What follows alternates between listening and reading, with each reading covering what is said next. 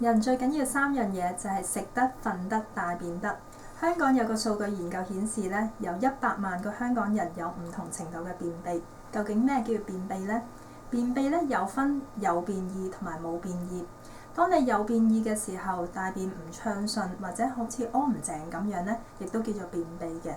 如果冇便意嘅話，即係話完全唔想去洗手間嘅話咧，有機會幾日都冇去大便嘅，咁嗰種都係叫做便秘。咁喺醫學上面咧，便秘咧有分結構性同埋功能性嘅。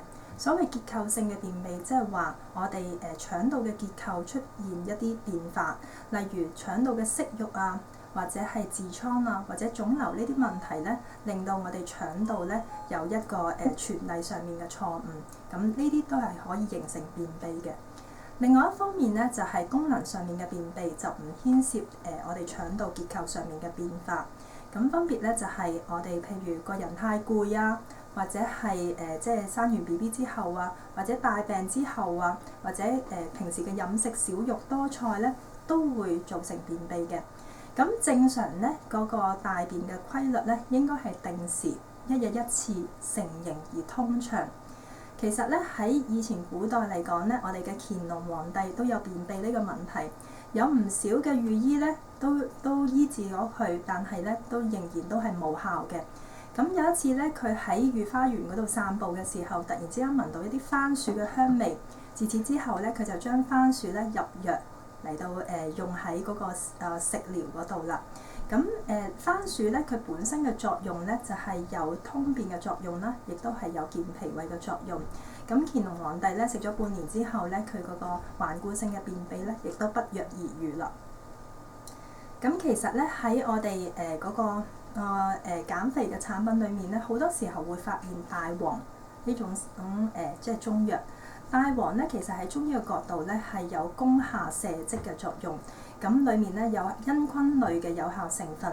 如果茵葷類嘅有效成分咧長期服用嘅話咧，就會影響到我哋嘅電解質功能，或者係嗰個水平紊亂咗。咁所以咧，我哋唔可以長期服用大黃，或者係依賴大黃係去即係瀉下通便。咁所以咧，我哋咧如果有便秘呢個問題咧，必須要辨證論治。我哋唔係單係即係用大黃嘅。其實我哋喺中醫嘅角度嚟講咧，氣虛咧亦都會有便秘呢個問題。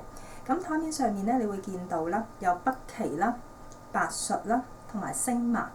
咁呢幾隻藥咧，其實係有補氣嘅作用啦，同時係有通便嘅作用。一般嚟講咧，大病之後啊，或者係年紀大嗰啲人咧，都係因為氣虛咧冇力推大便啊，咁所以會有便秘嘅問題。咁就不宜用大黃，就用補氣嘅藥嚟到通便。咁另外一個問題咧，就係到秋冬天氣咧，其實好常見嘅，就係我哋會用一啲潤腸通便嘅藥，因為嗰段時間咧，我哋嘅大便咧會比較乾結一啲，比較即係難去一啲。咁所以咧，我哋會用到杏仁啦、火麻仁啦同埋柏子仁。咁呢3隻藥咧有好好嘅潤腸通便嘅作用，對於大便秘結咧係非常之好嘅。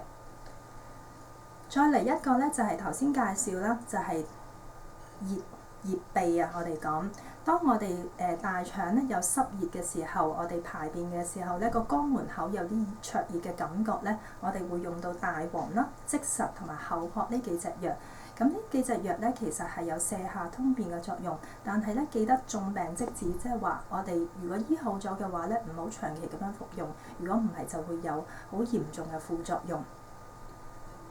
咁最後咧，我就會介紹一啲穴位俾大家。咁如果大家有便秘嘅問題或者冇便秘嘅問題咧，都可以照住做，因為佢可以幫助個腸蠕動，改善你嗰個排便嘅情況嘅。咁嚟緊咧，呢度咧就係當呢個係肚臍窿啦，對開嘅2寸位，呢個係天樞穴。天樞穴咧，你如果多按嘅話咧，佢係有促進腸蠕動嘅作用。咁按摩嘅時候咧，就以旋轉嘅模式啦，由輕手法到重手法。